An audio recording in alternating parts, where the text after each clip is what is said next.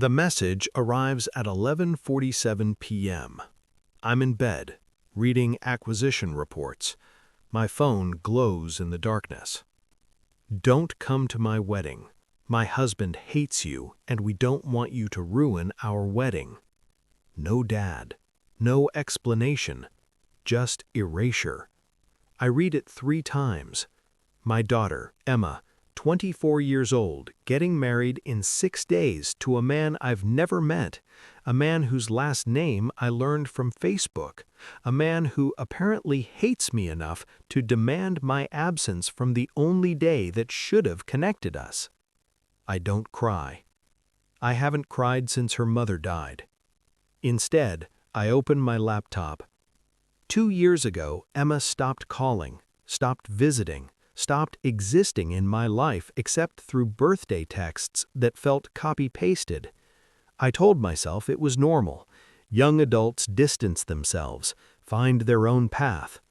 I was wrong. It wasn't distance. It was replacement.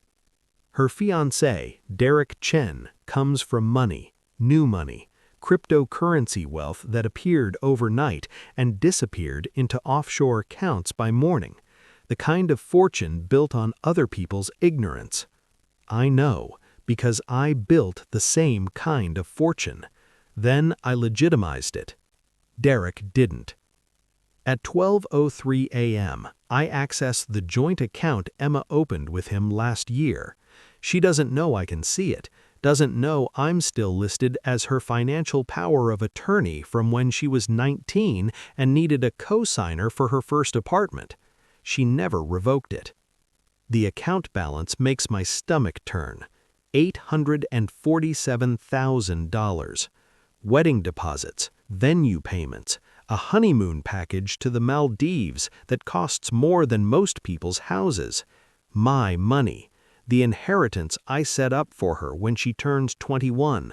The trust fund her mother begged me to establish before the cancer took her voice.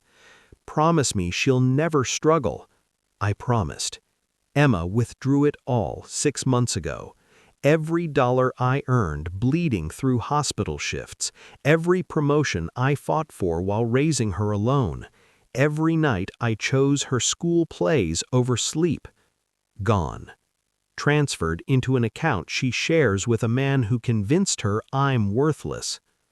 I don't smile.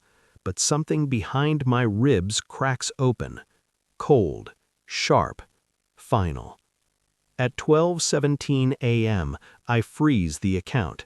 Not illegal, I'm still legally authorized. One phone call to my attorney, one signature on an emergency injunction citing suspected financial exploitation of a family trust.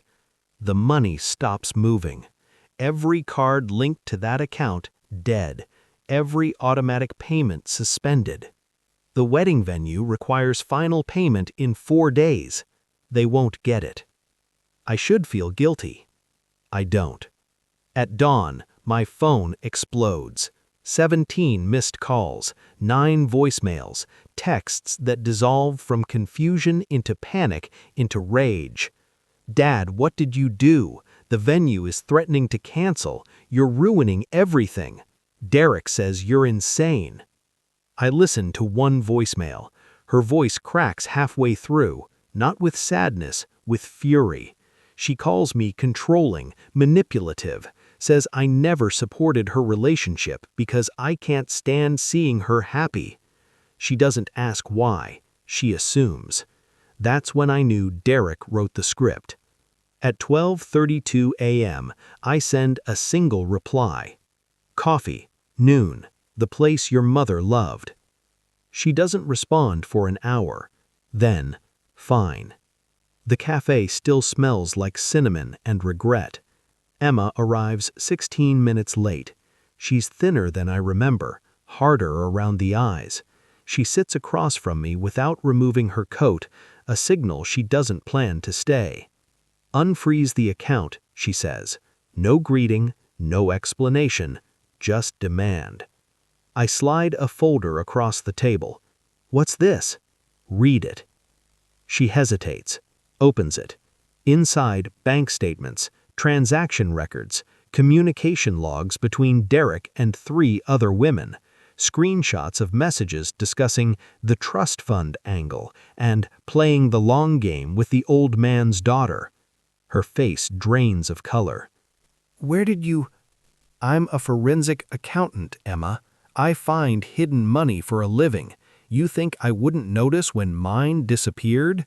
Her hands shake. "This is fake. You made this up to—" Page 7. The messages are time-stamped. Cross-reference them with your text history. He told you I'd never accept him, didn't he? That I was toxic, controlling. Silence. He isolated you, convinced you I was the problem, made you choose between him and me because he knew you'd choose him. And once you did, once you transferred the money, you became too ashamed to admit you were wrong. A tear slides down her cheek. She wipes it away violently. You froze my account to punish me. I froze it to stop him. You don't get to decide. You're right, I don't. But I do get to decide whether I watch you marry a man who's been cheating on you since month 2, whether I smile while he drains everything your mother died trying to protect, whether I come to a wedding where I'm hated for caring. I button my coat. The account unfreezes when you remove his name, not before. If you marry him anyway, the trust dissolves. Every dollar goes to the Cancer Research Foundation your mother supported. Dad, I loved you enough to let you hate me, Emma. I won't love you enough to fund your destruction. I walk out. She doesn't follow. 3 days later, the wedding is postponed. 1 week after that, Derek Chen is under investigation for wire fraud. Emma doesn't call, but the account request comes through. His name removed. I approve the unfreeze. Then I change my number. Some bridges don't survive fire, but at least I didn't let her burn on one I could have collapsed.